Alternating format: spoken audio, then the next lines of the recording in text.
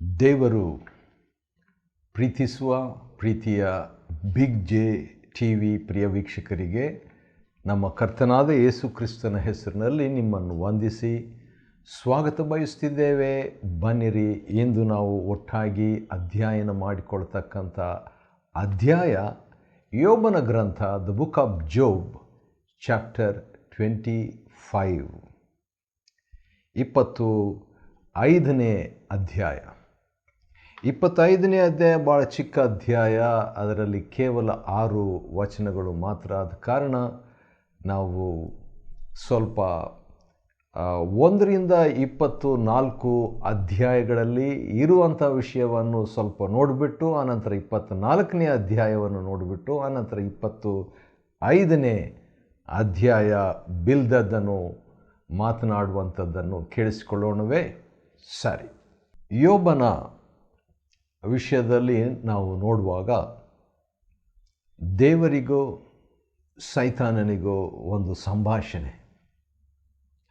ಅದರಲ್ಲಿ ದೇವರು 2 ಬಾರಿ ಯೋಬನಂಥ ವ್ಯಕ್ತಿ, ಅಂದರೆ ಭಕ್ತಿವಂತನಾದ ವ್ಯಕ್ತಿ, ಇಡೀ ಭೂಲೋಕದಲ್ಲಿ ಅವನಿಗೆ ಸಮಾನನಾದಂಥ ವ್ಯಕ್ತಿ ಯಾರೂ ಇಲ್ಲ ಎಂಬುದಾಗಿ ದೇವರು ಭಾಳ ಸಂತೋಷದಿಂದ, ಬಹಳಷ್ಟು ಸ್ವಂತತ್ವ ಎಂಬುದಾಗಿ ಹೇಳಿದರೆ ದೇವರು ಯೋಬನ ಭಕ್ತಿಯನ್ನು ಜವಾಬ್ದಾರಿಕೆ ತಕ್ಕೊಂಡು ತನ್ನ ಭಕ್ತನು, ನನ್ನ ದಾಸನಾದ ಯೋಬನು, ಮೈ ಸರ್ವೆಂಟ್ ಜೋಬ್ ಎಂಬುದಾಗಿ ಹೇಳುವಾಗ ಸೈತಾನ ಸವಾಲನ್ನು, ಚಾಲೆಂಜನ್ನು ತಗೊಳ್ತಾನೆ. ಅದಾದ ನಂತರ ಸೈತಾನಿಗೆ ದೇವರು ಅನುಮತಿ ಕೊಟ್ಟ ಪ್ರಕಾರವಾಗಿ ಅವನ ಆಸ್ತಿ, ಅವನ ಮಕ್ಕಳೆಲ್ಲರೂ, ಅವನ ಆರೋಗ್ಯ ಎಲ್ಲವೂ ಕೂಡ ಹೊರಟು ಹೋಗ್ತದೆ. ಅದಾದ ನಂತರ ಯೋಬನು ಅಸ್ವಸ್ಥನಾಗಿ, ಒಬ್ಬಂಟಿಗನಾಗಿ, ಹೆಂಡತಿಯ ಸಹಕಾರ ಕೂಡ ಇಲ್ಲದೆ ಅವನು ಇರುವಂಥ ವೇಳೆಯಲ್ಲಿ 3 ಸ್ನೇಹಿತರು ಬರ್ತಾರೆ. ಎಲಿಫಾಜನು, ಬಿಲ್ದಾದನು ಮತ್ತು ಚೋಫರ್ನು ಎಂಬ 3 ಸ್ನೇಹಿತರು. ಎಲಿಫಾಜನು ಎಂಬುದಾಗಿ ಹೇಳುವಾಗ ಶುದ್ಧತ್ವದ ದೇವರು, ಚೊಕ್ಕ ಬಂಗಾರದ ದೇವರು ಎಂಬ ಹೆಸರಿನ ಅರ್ಥ. ಬಿಲ್ದದ್ ಎಂಬುದಾಗಿ ಹೇಳುವಾಗ ಯಜಮಾನನಿಂದ ಪ್ರೀತಿಸಲ್ಪಟ್ಟವನು ಎಂಬ ಅರ್ಥ. ಮತ್ತು ಚೋಫರ್ ಎಂಬುದಾಗಿ ಹೇಳುವಾಗ ನಡೆಸಲ್ಪಟ್ಟವನು ಮತ್ತು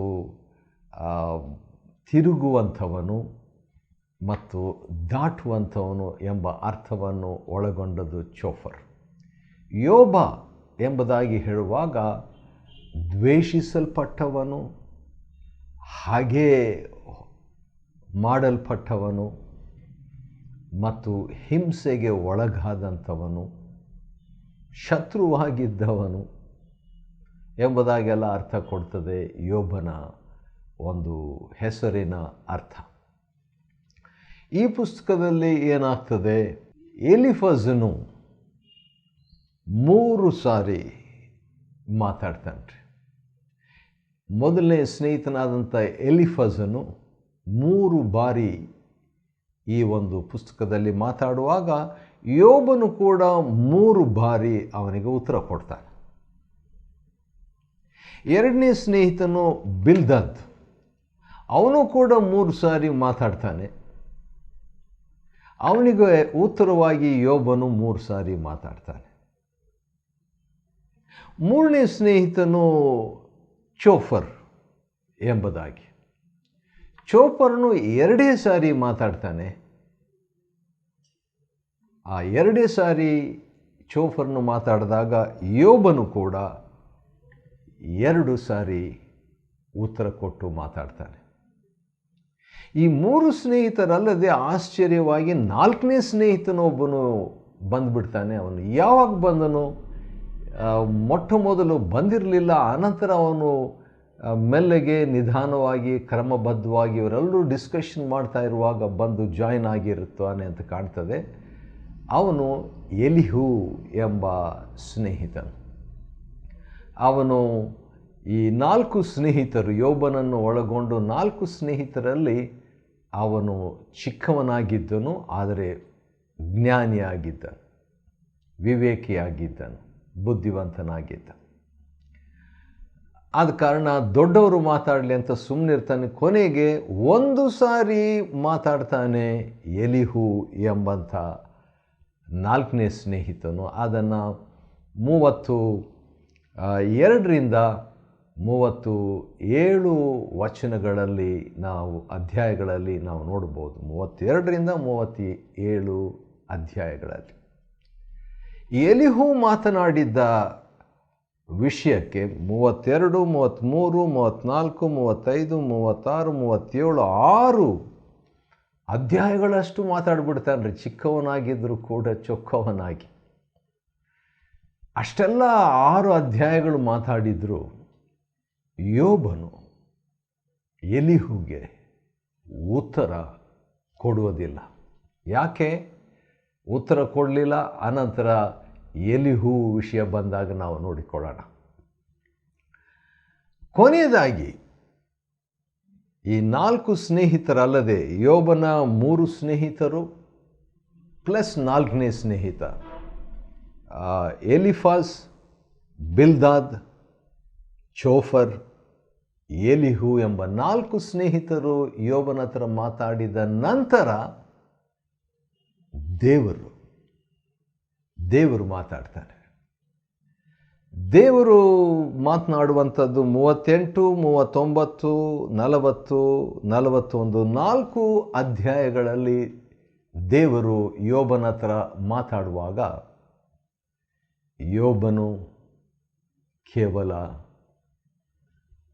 5 ವಚನಗಳಲ್ಲಿ ದೇವರಿಗೆ ಪ್ರತಿಕ್ರಿಯೆಯನ್ನು 42ನೇ ಅಧ್ಯಾಯ 2ರಿಂದ 6 ವಚನಗಳಲ್ಲಿ ಕೊಡುವವನಾಗಿದ್ದಾನೆ. ಆ ರೀತಿಯಾಗಿ ಮುಕ್ತಾಯವಾಗ್ತದೆ ಯೋಬನ ಗ್ರಂಥವಾಗಿರುವಂಥದ್ದು.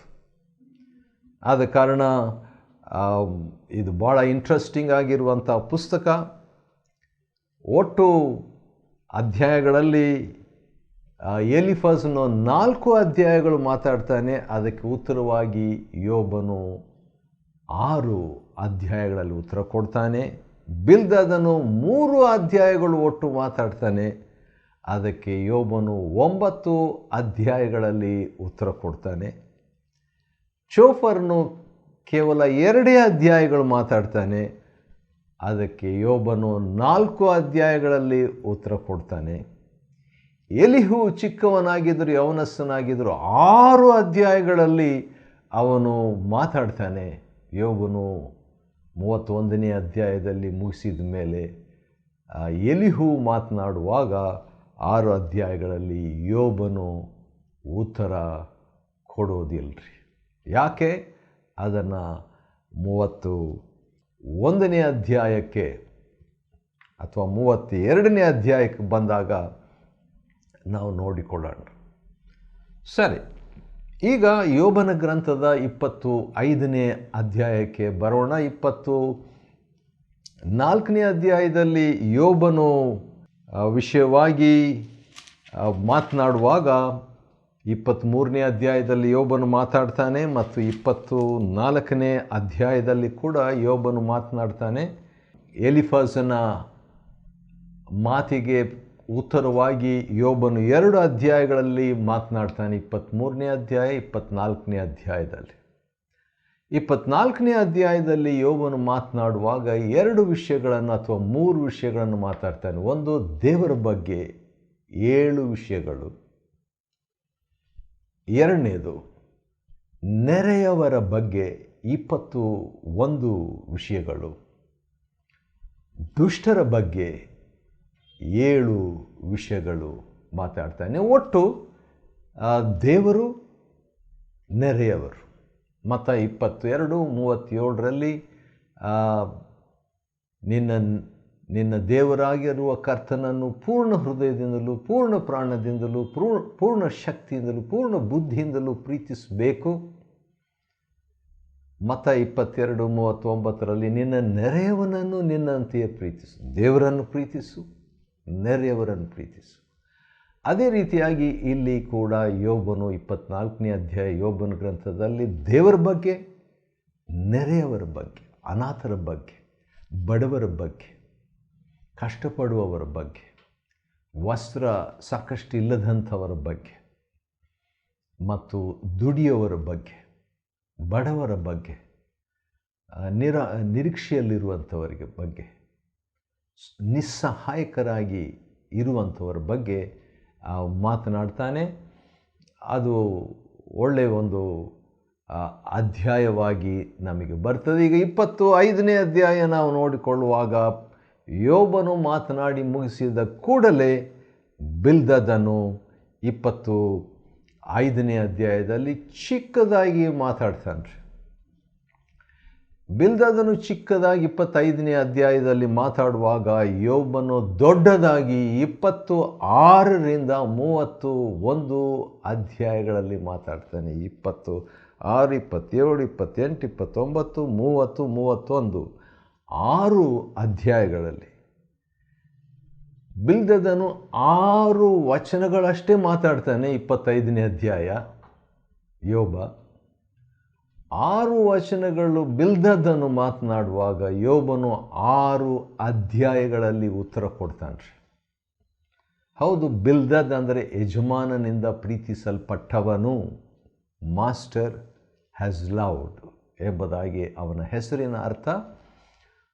ಅವನು ಮಾತನಾಡುವಾಗ ಎರಡು ಸಂಗತಿಗಳನ್ನು ಗಮನಿಸಬಹುದು. ಒಂದು, ಈಗಾಗಲೇ ಬಿಲ್ದದನು ಮಾತನಾಡಿದಾಗ 8ನೇ ಅಧ್ಯಾಯದಲ್ಲಿ ಮಾತಾಡಿದ, 18ನೇ ಅಧ್ಯಾಯದಲ್ಲಿ ದುಷ್ಟರ ಬಗ್ಗೆ ಸುಮಾರು 28 ವಿಷಯಗಳನ್ನು ಮಾತಾಡ್ತಾನೆ. ಆದರೆ ಇಲ್ಲಿ 25ನೇ ಅಧ್ಯಾಯ ಮಾತನಾಡುವಾಗ ಬಹಳ ಕಡಿಮೆ ಮಾತುಗಳನ್ನು ಆಡ್ತಾನೆ. ಬಹುಶಃ ಬಿಲ್ದದನಿಗೆ ಹೆಚ್ಚು ಮಾತಾಡಲಿಕ್ಕೆ ಆಗಲಿಲ್ಲ. ಯಾಕಂದರೆ ಈಗಾಗಲೇ 4ನೇ ಅಧ್ಯಾಯದಿಂದ 24ನೇ ಅಧ್ಯಾಯದವರೆಗೆ ಬಹಳಷ್ಟು ಚರ್ಚೆ ನಡೆದೋಗ್ಬಿಟ್ಟಿದೆ, ಡಿಸ್ಕಷನ್ ನಡೆದಿದೆ. ಆದ ಕಾರಣ ಬಿಲ್ದದನು ತನ್ನ ಮಾತುಗಳನ್ನು ಸ್ವಲ್ಪವಾಗಿ ಇಟ್ಕೊಳ್ತಾನೆ. ಮೊಟ್ಟ ಮೊದಲನೇದಾಗಿ ಒಂದು ಒಳ್ಳೆಯ ಸಂಗತಿ ಬಿಲ್ದದನ ಹತ್ರ ನಾವು ಕಲಿಯುವಂಥದ್ದು ಏನಂದರೆ, ಇದುವರೆಗೆ ಅವರು ಒಪ್ಪದಿರುವಂಥ ವಿಷಯಗಳನ್ನು ಈಗ ಮಾತಾಡ್ತಾ ಇಲ್ಲ. Bildad did not discuss that which they disagreed. ಯೋಬನ ಜೊತೆಯಲ್ಲಿ ಒಪ್ಪದಿರುವಂಥ ವಿಷಯವನ್ನು ಮಾತಾಡದೆ, ಅದು ಒಳ್ಳೆಯದಲ್ವಾ? ಕೆಲವು ಸಾರಿ ನಾವು ಯಾರ ಹತ್ರ ಆದರೂ ಮಾತಾಡಬೇಕಾದ್ರೂ ಒಪ್ಪದೇ ಇರುವಂಥ ವಿಷಯವನ್ನೇ ನಾವು ಮತ್ತೆ ಮತ್ತೆ ಕೆಣಕಿ ಮಾತಾಡ್ತಾ ಇದ್ದರೆ ಅದು ವಾಗ್ವಾದ ಆಗಿಬಿಡ್ತದೆ, ಅಸಮಾಧಾನ ಆಗಿಬಿಡ್ತದೆ, ಜಗಳ ಕೂಡ ಆಗಿಬಿಡ್ತದೆ, ಸಂಬಂಧ ಕಟ್ಟಾಗಲಿಕ್ಕೂ ಸಾಧ್ಯ. ಆದರೂ ಮಾತಾಡದೆ ಇರಬಾರ್ದು, ಮಾತಾಡಬೇಕು. ಯಾಕಂದರೆ ಬಿಲ್ದದನು 8ನೇ ಅಧ್ಯಾಯದಲ್ಲಿ ಸ್ಟ್ರಾಂಗ್ ಆಗಿ ಮಾತಾಡ್ದ ಮತ್ತು 18ನೇ ಅಧ್ಯಾಯದಲ್ಲಿ ಬಿಲ್ದದನು ಮಾತನಾಡುವಾಗ ಸುಮಾರು 28 ವಿಷಯಗಳನ್ನು, ಅಂದರೆ ದುಷ್ಟರ ಬಗ್ಗೆನೇ ಮಾತಾಡ್ದ. ಆದರೂ ಕೂಡ 28 ವಿಷಯಗಳು 18ನೇ ಅಧ್ಯಾಯದಲ್ಲಿ ಮಾತಾಡಿದಂಥ ಬಿಲ್ದದನು ಈಗ 25ನೇ ಅಧ್ಯಾಯದಲ್ಲಿ ಕೇವಲ 6 ವಿಷಯಗಳನ್ನು, ಅಥವಾ ನಾವು ಹೇಳ್ಬೋದು 7 ವಿಷಯಗಳನ್ನು ಮಾತ್ರ ಮಾತಾಡ್ತಾನೆ. ಅದರಲ್ಲಿಯೂ 6 ವಚನಗಳಷ್ಟೇ 25ನೇ ಅಧ್ಯಾಯದಲ್ಲಿ ಬಿಲ್ದದನ್ನು ಮಾತಾಡ್ತಾನೆ. ಆದರೆ ಈ 6 ವಚನಗಳಲ್ಲಿ ದೇವರ ಬಗ್ಗೆ 7 ವಿಷಯಗಳನ್ನು ಮಾತಾಡ್ತಾನೆ. ಚೆನ್ನಾಗಿದೆ.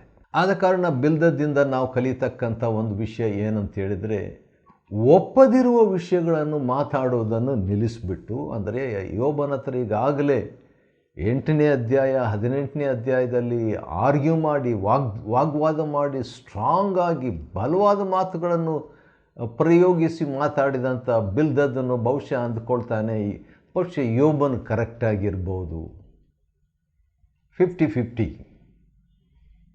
ತಪ್ಪಿರ್ಬೋದು, ಯೋಬನಲ್ಲಿ ಕರೆಕ್ಟ್ ಕೂಡ ಆಗಿರ್ಬೋದು. ಅವನು ಮಾತಾಡೋದನ್ನು ನೋಡುವಾಗ ಅವನ ಮಾತಿನ ಶೈಲಿಯನ್ನು ಎದುರಿಸಲಿಕ್ಕೆ ಆಗದೆ ಹೋಯ್ತು ಅವನಿಗೆ. ಆದ ಕಾರಣ ಬಿಲ್ದದನು ದೇವರ ಬಗ್ಗೆ ಮಾತಾಡ್ತಾನೆ. ಒಂದು, ಯೋಬನು ಒಪ್ಪದಿರುವ ವಿಷಯಗಳನ್ನು ಮಾತಾಡದೆ, ಎರಡನೇದಾಗಿ ಬಿಲ್ದದನು ಯೋಬನು ಒಪ್ಪುವ ಮಾತುಗಳನ್ನೇ ಈಗ ಹೆಚ್ಚಾಗಿ ಆಡ್ತಾನೆ. ಆದರೂ ಕೂಡ ಬಹುಶಃ ಅವನ ಸ್ಪಿರಿಟ್, ಅವನ ಆತ್ಮ ಅಷ್ಟು ಸರಿಗಿಲ್ಲ ಅಂತ ಕಾಣ್ತದೆ. ಆದರೆ ಮಾತಾಡಿದ್ದು ಕರೆಕ್ಟಾಗಿ ಮಾತಾಡ್ತಾನೆ, ಚೆನ್ನಾಗಿತ್ತು ಅವನ ಮಾತುಗಳು. ಇನ್ನೊಂದು 2 ವಿಷಯಗಳು, ಒಂದು ಒಪ್ಪದಿರುವ ವಿಷಯಗಳನ್ನು ಮಾತಾಡಿದೆ, ಎರಡನೇದು ಒಪ್ಪುವಂಥ ವಿಷಯಗಳನ್ನು ಯೋಬನ ಜೊತೆಯಲ್ಲಿ ಬಿಲ್ದದ್ ಮಾತಾಡ್ತಾನೆ. ಆದರೆ ಇನ್ನೂ 2 ವಿಷಯ ಬಿಲ್ದದನ ವಿಷಯವಾಗಿ ನಾವು ನೋಡಿಕೊಳ್ಳುವಾಗ, ಒಂದು, ದೇವರನ್ನು ಉನ್ನತಕರಿಸಿ ಮಾತಾಡ್ತಾನೆ. ಹಿ ಎಕ್ಸಾಲ್ಟ್ಸ್ ಗಾಡ್ ಆ್ಯಂಡ್ ಸ್ಪೀಕ್ಸ್. ಎರಡನೇದಾಗಿ ಮನುಷ್ಯನ ಪರಿಮಿತಿ, ಹೀನ ಸ್ಥಿತಿಯನ್ನು ಕುರಿತು ಮಾತಾಡ್ತಾನೆ. ಸರಿ, ನಾವು ನೋಡ್ಕೊಳ್ಳೋಣ. 25ನೇ ಅಧ್ಯಾಯದಲ್ಲಿ ಬಿಲ್ದದನು ಯೋಬನು ಕೊಟ್ಟಂಥ ಉತ್ತರಕ್ಕೆ ಪ್ರತಿಯಾಗಿ ಏನಂತ ಮಾತಾಡ್ತಾನಂತ ನೋಡೋಣ್ರಿ. 25ನೇ ಅಧ್ಯಾಯ ಯೋಬನ ಗ್ರಂಥ 1ನೇ ವಚನ. ಆಮೇಲೆ ಬಿಲ್ದದನು ಹೀಗಂದನು ಏನಂತ ಹೇಳ್ಬಿಟ್ಟು, ಮೊದಲನೇದಾಗಿ 2ನೇ ವಚನ, ಆತನಲ್ಲಿ ಅಂದರೆ ದೇವರಲ್ಲಿ ಪ್ರಭುತ್ವ ಇದೆ, ಉಂಟು ಎಂಬುದಾಗಿ ಮಾತಾಡ್ತಾನೆ ರೀ. The lord is lord. ದೇವರು ಪ್ರಭುವಾಗಿದ್ದಾನೆ, ಸಾರ್ವಭೌಮನಾಗಿದ್ದಾನೆ, ಆತನಲ್ಲಿ ಪ್ರಭುತ್ವ ಉಂಟು. ದೇವರ ಅಧಿಕಾರದ ಬಗ್ಗೆ ಮಾತಾಡ್ತಿದ್ದಾನೆ. ಒಂದು, 7 ವಿಷಯಗಳನ್ನು ದೇವರ ಬಗ್ಗೆ ಮಾತಾಡ್ತಾನೆ. ಎರಡನೇದು, ದೇವರಲ್ಲಿ ಭೀಕರತ್ವವೂ ಇದೆ, ಅಥವಾ ದೇವರ ಭಯದ ಕುರಿತಾಗಿ ಮಾತಾಡ್ತಾನೆ. ದೇವರ ಅಧಿಕಾರ, ದೇವರ ಒಂದು ಭಯಭಕ್ತಿಯ ಕುರಿತಾಗಿ ಮಾತಾಡ್ತಾನೆ. ಯಾಕಂದರೆ ಯೋಬನು ಭಯಭಕ್ತಿ ಉಳ್ಳವನು. ಆದ ಕಾರಣ ಯೋಬನು ಇದನ್ನು ಒಪ್ಪಿಕೊಳ್ಬೇಕು, ಆ ರೀತಿಯಾಗಿ ಮಾತಾಡ್ತಾನೆ. ಮೂರನೇದಾಗಿ, ದೇವರು ಉನ್ನತ ಲೋಕದಲ್ಲಿ ಸಮಾಧಾನವನ್ನು ಸ್ಥಾಪಿಸೋದರ ಬಗ್ಗೆ ಮಾತಾಡ್ತಾನೆ. ಶಾಲೋಮ್, ಸಮಾಧಾನದ ಬಗ್ಗೆ ಮಾತಾಡ್ತಾನೆ. ಪರಲೋಕದಲ್ಲಿ ದೇವರು ಸಮಾಧಾನ ಸ್ಥಾಪಿಸುವವನು ಅಂತ ಹೇಳ್ಬಿಟ್ಟು. ಯಾಕಂತ ಹೇಳಿದ್ರೆ ಮತ್ತಾಯ 6ರಲ್ಲಿ ಪರಲೋಕದಲ್ಲಿರುವ ನಮ್ಮ ತಂದೆಯೇ, ನಿನ್ನ ನಾಮವು ಪರಿಶುದ್ಧವೆನಿಸಲ್ಪಡಲಿ, ನಿನ್ನ ರಾಜ್ಯವು ಬರಲಿ, ನಿನ್ನ ಚಿತ್ತವು ಪರಲೋಕದಲ್ಲಿ ನೆರವೇರುವ ಪ್ರಕಾರ ಭೂಲೋಕದಲ್ಲಿಯೂ ನೆರವೇರಲಿ. ಪರಲೋಕದಲ್ಲಿ ಸಮಾಧಾನವನ್ನು ದೇವರು ಸ್ಥಾಪಿಸಿದ್ದಲ್ಲಿ ಭೂಲೋಕದಲ್ಲಿ ಕೂಡ ನಾವು ಸಮಾಧಾನವಾಗಿದ್ದು ಬಿಡೋಣ ಎಂಬ ರೀತಿಯಲ್ಲಿ ಬಿಲ್ದದನ್ನು ಯೋಬನ ಹತ್ರ ಮಾತಾಡ್ತಾನೆ. ಅದು ದೇವರ ಬಗ್ಗೆ 3ನೇ ವಿಷಯ. 4ನೇದಾಗಿ, ದೇವರ ಸೈನ್ಯದ ಬಗ್ಗೆ ಮಾತಾಡ್ತಾನೆ. ದೇವರ ಹೆಸರು ಸೈನ್ಯಗಳ ಅಧಿಪತಿ ಅಂತ. 5ನೇದಾಗಿ, 3ನೇ ವಚನದಲ್ಲಿ ದೇವರ ತೇಜಸ್ಸು ಮತ್ತು ದೇವರ ಎಣಿಕೆ. 7ನೇದಾಗಿ 5ನೇ ವಚನದಲ್ಲಿ ದೇವರ ದೃಷ್ಟಿ.